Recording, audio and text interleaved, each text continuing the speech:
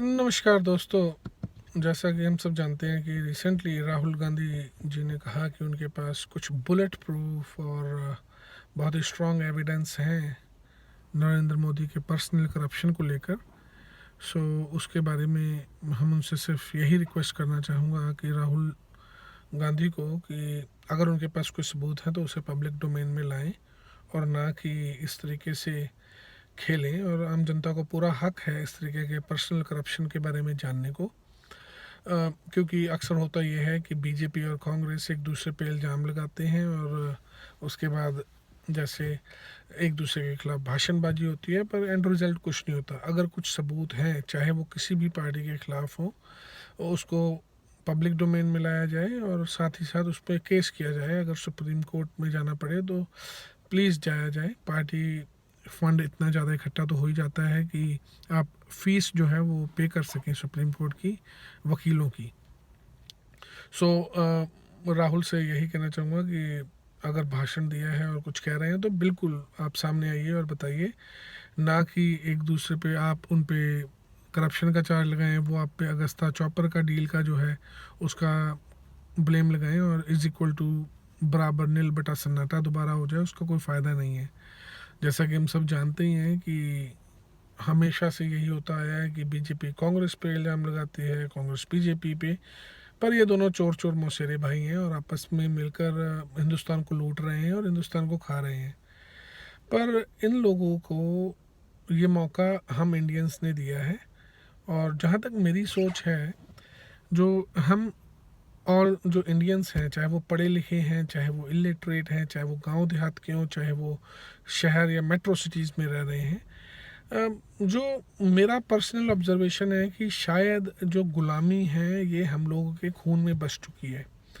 हम लोग क्वेश्चन नहीं करते, हम लोग बहुत जल्दी इमोशंस में बह जाते हैं और हमें हर चीज़ बहुत जल्दी ही प्रॉब्लम देने लग जाती है। जहाँ तक गुलामी की बात है, शायद जैसे मैंने कहा कि ये हमारे खून में है। 400-500 साल मुग़लों के अंडर रहे, फिर 200 साल ब्रिटेन ने हम पे राज किया, उसके बाद अब जो ये पार्टीज़ बन रही हैं ये हम पे राज कर रहे हैं। अगर देखा जाए तो कुछ बदला नहीं है। जहाँ तक सवाल है कि अब हम डेमोक्रेटिक वे में अपने राजा चुन रहे हैं। पहले राजा तानाशाह होते थे या फिर वो जीत कर आते थे खुद की सेना के बलबूते पे। अब जिस मर्जी पार्टी में देखिए, अब बीजेपी देखिए, आप कांग्रेस देखिए, कांग्रेस में परिवार राज है, जैसे एक ही खानदान की सारी सब प्रॉपर्टी हो। बीजेपी में कहने को वो परिवारवाद के खिलाफ हैं, पर अगर इन डिटेल अगर आप जानना चाहें तो आप खुद भी देख सकते हैं। और अगर आपको चाहिए मैं भी वो शो कर सकता हूँ कि किस तरीके से बाप के बाद बेटा या बेटी या माँ के बाद बच्चे उस लेगेसी को बढ़ा रहे हैं और अपने आप को राजा की तरह ट्रीट कर रहे हैं।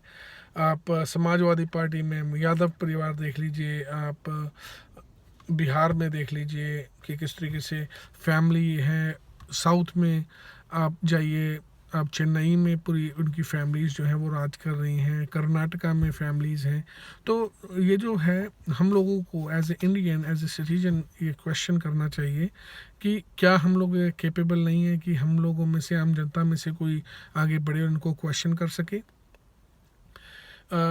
कोई भी सवाल पूछता है, सबसे पहले तो हम लोगों के माता पिता कहते हैं यार तुम्हें क्या ज़रूरत है, शांत रहो, दब कर रहो। ये जो नौकरशाही है इसके बाहर निकलना पड़ेगा और जो हो रहा है उसको देखते रहो। और ओह, जब तक मेरा बुरा नहीं होता तब तक मेरे को बोलने का हक नहीं है, जब कोई मेरे से बुरा करेगा तो मैं देख लूँगा। तो उस अप्रोच को भी छोड़ना पड़ेगा। और जिस तरीके से अगर हम हिस्ट्री को पढ़ें, हिंदुस्तान में अलग अलग कम्युनिटीज़ हैं, मल्टी डाइवर्स कंट्री है, मल्टी कल्चरल है, लेकिन आपस में क्रिकेट मैच और पाकिस्तान से लड़ाई के अलावा हम लोगों में कोई एकता नहीं है। मैं सिख हूँ, मैं जाट हूँ, मैं जट हूँ, मैं मुस्लिम हूँ, मैं राजस्थानी राजपूत हूँ, मैं गुजर हूँ।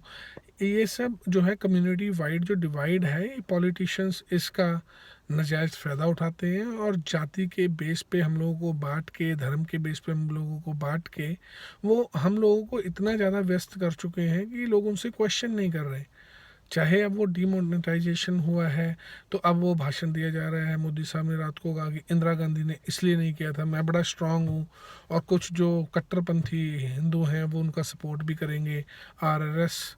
आरएसएस के लोग इसको डिफेंड करेंगे, झूठ फैलाएंगे।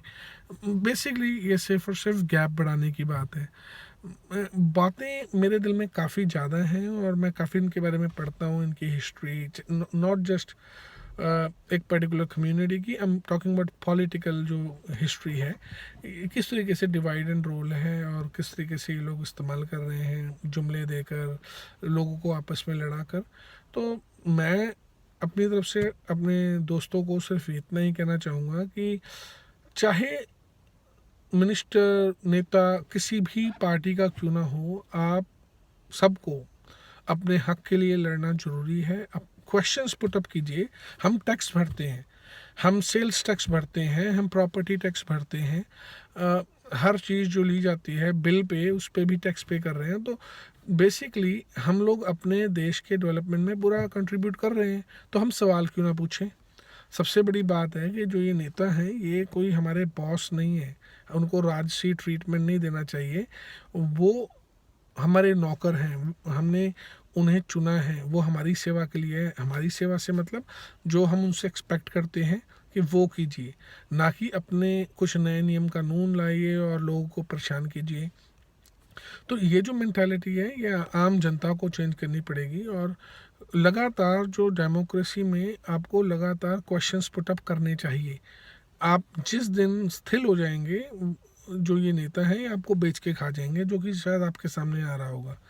और शुरुआत आप नगर पालिका से कीजिए, अपने वार्ड मेंबर से कीजिए, सवाल वार्ड मेंबर से पूछिए, आप नगर पालिका से पूछिए, उसके बाद शहर में जितनी पॉलिटिक्स है उस जो आपसे रिलेटेड है, सड़क, पानी, एम्प्लॉयमेंट, सोशल सिक्योरिटी, ये चीज़ें जो हैं ये आम इंसान को चाहिए और उसके बारे में सवाल पूछिए, सवाल पूछने का हक है।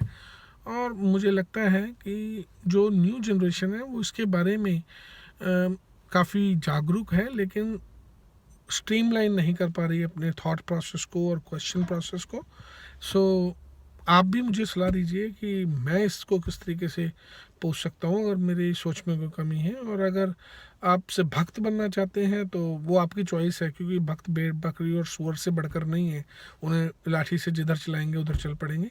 इंसान बनिए। धन्यवाद।